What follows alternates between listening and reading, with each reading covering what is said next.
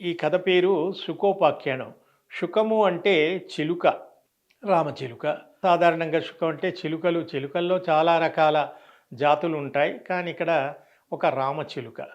శుకోపాఖ్యానంలో ఉన్న కథ ఏమిటంటే, ఒక అడవిలో ఒక పెద్ద చెట్టు ఉండేది. ఆ చెట్టు ఒకరోజు ఒక వేటగాడు, ఆ అడవిలో ఒక వేటగాడు, వేటగాడి యొక్క లక్షణం ఏమిటంటే అడవిలోకి వెళ్ళి జంతువుల్ని వేటాడి ఆహారంగా సమకూర్చుకునేటువంటి వృత్తి వేటగాడిది. కాబట్టి ఒక వేటగాడు ఒకరోజు అడవిలోకి వెళ్ళి ఆ అడవిలోని జంతువులను వేటాడుతూ, సాధారణంగా వేటగాళ్ళు ఎక్కువగా వేటాడేది జింకలు, దుప్పులు, కుందేళ్ళు, చేపలు, ఇవి ఆహారానికి పనికొచ్చేవి. అలా ఒకరోజు వేటగాడు ఆ అడవికి వెళ్ళి తన బాణానికి విషం పూసి, అంటే ఒక విషంలో ముంచి ఒక బాణాన్ని గురిపెట్టి ఒక జింక వెనుక వేట తరుముతూ వేటాడడానికి జింక వెనుక పరిగెత్తుతూ ఉంటాడు. జింక వేటగాడ యొక్క గురిని తెలుసుకొని, జింక చాలా వేగంగా పరిగెడుతుంది కదా! అలా ఆ జింక వాడికి చిక్కకుండా పరిగెడుతుంటే దాని వెనక వీడు బాణం పట్టుకొని వీడు పరిగెడుతూ చివరికి ఆ బాణాన్ని గురి చూసి వేటగాడు బాణం వదులుతాడు. ఆ బాణం వచ్చి సరిగ్గా జింకకు తగలాలి. కానీ రెప్పపాటు కాలంలో జింక చాలా తెలివిగా, జింక వేగాన్ని మనం అందుకోలేము. కాబట్టి ఆ జింక తప్పించుకుంటుంది. సరిగ్గా ఆ విషపూరితమైనటువంటి బాణం వెళ్ళి ఆ అడవిలో ఉన్నటువంటి ఒక వృక్షం పెద్ద వృక్షం, బాగా ఆకులు, పూలు, పళ్ళతో ఉన్నటువంటి ఒక వృక్షానికి వెళ్ళి ఆ బాణం గుచ్చుకుంటుంది. ఆ బాణం ఏమిటి? విషంతో కూడినటువంటిది. ఎప్పుడైతే ఆ బాణం చెట్టుకి గుచ్చుకుందో దానికి ఉన్నటువంటి ఆ విషమంతా కూడా ఆ చెట్టంతా కూడా పాకిపోయి వెంటనే ఆ చెట్టు ఆకులన్నీ రాలిపోతాయి, పూలన్నీ రాలిపోతాయి. దానిలో పచ్చదనం అంతా కూడా హరించుకుపోతుంది. హరితదనం హరించుకుపోయి చివరికి ఆ చెట్టు మోడులాగా ఎండిపోయి మారిపోతుంది. క్షణాల్లో జరిగిపోతుంది ఇది. అప్పుడు ఇక్కడ ఏం జరుగుతుందంటే ఆ చెట్టు తొర్రలో చాలా ఏళ్ల బట్టి ఒక చిలుక నివసిస్తూ ఉంటుంది. చిలుకలు సాధారణంగా చెట్లపైన గూళ్ళు కట్టుకొని పిచ్చుకలు, చిలుకలు, పావురాళ్ళు ఇవి ఉంటాయి కదా, కాకులు. అలా ఈ చిలుక ఆ చెట్టు తొర్రలో నివసిస్తూ ఉన్న సమయంలో ఈ సంఘటన జరుగుతుంది. అప్పుడు అది ఒక్కసారిగా ఉలిక్కి పడుతుంది. అదేమిటి, క్షణాల్లో ఈ చెట్టు పచ్చగా ఉండి ఆకులతో, పూలతో, పళ్ళతో ఎంతోమందికి ఆశ్రయం ఇచ్చినటువంటి ఈ గొప్ప చెట్టు క్షణంలో ఇలా ఎండిపోయి, మాడిపోయి ఇలా మారిపోయింది ఏంటి అని అది చాలా బాధపడుతూ, నిజానికి అది ఆ చెట్టు తోరలో నుంచి పారిపోవాలి. కానీ అది పారిపోదు. ఎందుకంటే ఇంతకాలం నాకు ఆశ్రయం ఇచ్చి, నాకొక నివాసాన్ని ఇచ్చి, నన్ను కడుపులో దాచుకున్నటువంటి ఈ చెట్టుని ఈ పరిస్థితుల్లో వదిలి, ఇక్కడ మనం తెలుసుకోవాల్సింది ఏంటంటే ఆశ్రయం ఇచ్చిన వాళ్ళు ఆపదలో ఉన్నప్పుడు వాళ్ళని మనం నిరాధారంగా వదిలేసి వెళ్ళిపోవటం అనేది నీతి కాదు అనేటువంటి ఒక నీతి ఈ కథ ద్వారా మనకు తెలుస్తుంది. అప్పుడు ఆ చిలుక ఏం చేస్తుంది, దాన్ని అంటిపెట్టుకొని ఎండిపోయిన ఆ చెట్టు తొర్రలోనే అది నివసిస్తూ ఉంటుంది. ఒకరోజు ఇంద్రుడు, ఆ రోజుల్లో ఇంద్రుడు స్వర్గంలో ఉంటాడు, భూమిపైన వాళ్ళు అప్పుడప్పుడు వచ్చి తిరుగుతూ ఉంటారు. ఇవన్నీ మన కథల్లో కనబడతాయి. అయితే ఒకరోజు ఇంద్రుడు ఆ అడవిలో నుంచి వెళుతూ ఆ చెట్టు తొర్రలో ఉన్నటువంటి ఈ చిలుకను చూస్తాడు. అతను వెంటనే మానవ రూపంలో, అప్పుడు వాళ్ళకి ఒక దివ్య శక్తులు ఉంటాయి కాబట్టి వాళ్ళు ఏ రూపం అంటే ఆ రూపంలోకి మారిపోయేటువంటి మాయాశక్తులు మనకి ఈ కథల్లో కనబడతాయి.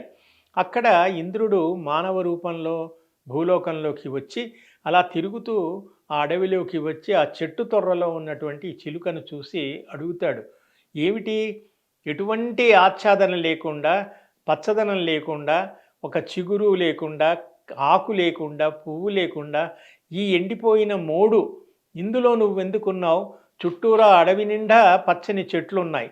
మరి పచ్చని చెట్లలో ఉంటే నీకు హాయిగా ఉంటుంది కదా, ఇటువంటి చెట్టుని నువ్వు వదలకుండా ఎందుకున్నావు? మరో చెట్టుకు ఎందుకు మారలేదు అన్నప్పుడు ఆ చిలుక అంటుంది, ఆ చిలుకకి దివ్యజ్ఞానం ఉంటుంది. పూర్వజన్మ వాసన ఫలితంగా దానికి దివ్య దృష్టితో ఈ వచ్చిన వాడు మామూలు మనిషి కాదు, ఇది సాక్షాత్తు దేవేంద్రుడు అని అది సంబోధిస్తుంది.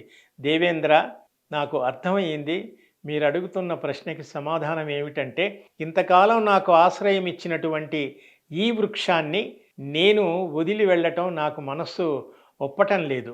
ఇంతకాలం కడుపులో దాచుకొని కన్నబిడ్డలా చూసుకున్నటువంటి నన్ను వాళ్ళివాళ నిరాశ్రయం అయిపోయి అన్న దశలో దాన్ని అలా వదిలేసి వెళ్ళిపోవటం అది సంస్కారం కాదు, ఉత్తమ లక్షణము కాదు.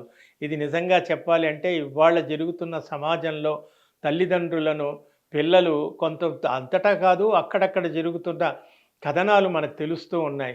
తల్లిదండ్రులు వృద్ధులైతే తర్వాత పిల్లలు రెక్కలొచ్చేసి సంపాదన పరులైపోయి ఎక్కడెక్కడో వెళ్ళిపోయి తల్లిదండ్రుల్ని పట్టించుకోకుండా నిరాదరణతో వాళ్ళని ఎక్కడో వృద్ధాశ్రమాల్లో పెట్టడం అనేది సరి అయినది కాదు అనేటువంటి ఒక నీతి కూడా ఈ కథ ద్వారా కనబడుతుంది. అంటే ఒక నోరు లేని పక్షి తనకు ఆశ్రయం ఇచ్చి అటువంటి చెట్టును అది ఇవాళ ఏమీ లేకపోయినా ఒక నిరుపేద స్థితిలో ఉన్నా కూడా దాన్ని వదిలిపెట్టకుండా కనిపెట్టుకొని దాని కడుపులో దాచుకొని ఉంది కాబట్టి అటువంటి నీతి తెలుస్తుంది. అదే విషయాన్ని ఇంద్రుడితో చెబుతుంది.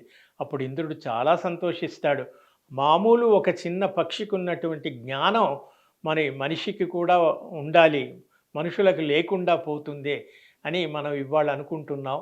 కానీ ఆ రోజు దేవేంద్రుడు దాని యొక్క మనస్తత్వానికి మెచ్చుకుని సంతోషించి నీకేం వరం కావాలో కోరుకో అంటాడు. నీకేం వరం కావాలి కోరుకో అన్నప్పుడు మామూలు వాళ్ళైతే నాకు ఇంద్ర పదవి కావాలి, నన్ను స్వర్గానికి తీసుకెళ్ళు, నాకు ఇంకేదో కావాలని వాళ్ళ కోసం కోరుకుంటారు. కానీ ఇక్కడ మరొక చిలుక యొక్క మరొక గుణం మనకేం కనబడుతుందంటే ఇందాకేమో అది వదిలిపెట్టకుండా వెళ్ళటం, మరొకటి వరం కోరుకోమనగానే తన కోసం కోరుకోలేదు. తను బాగుండాలి, తనకేదో ధనం కావాలి, తనకేదో పదవి కావాలి అని కోరుకోకుండా ఎండిపోయినటువంటి ఈ చెట్టు పూర్వస్థితిలో మళ్ళీ పచ్చగా అది కళకళలాడుతూ ఉండాలి. ఆకులు, కొమ్మలు, పూలు, పండ్లతో అది విరాజిల్లుతూ 10 మందికి ఉపయోగపడేలాగా ఉండాలి అని దేవేంద్రుణ్ణి అది కోరుకున్నగానే వెంటనే దేవేంద్రుడు సంతోషించి తదాస్తు అంటాడు. ఆ రకంగా ఆ చెట్టు మళ్ళీ పచ్చగా నిగనిగలాడుతూ ఫలపుష్పభరితమై వికసించి విరాజిల్లుతూ ఉంటుంది. ఇది మనకు ఈ శుకోపాఖ్యానం ద్వారా తెలుస్తున్నటువంటి మరొక నీతి కథ.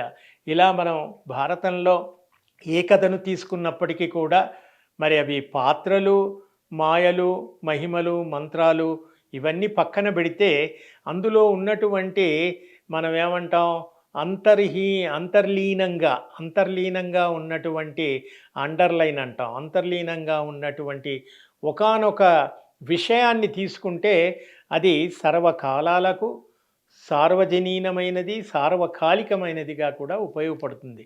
సార్వజనీనం అంటే ప్రజలందరికీ కూడా ఉపయోగపడేదే.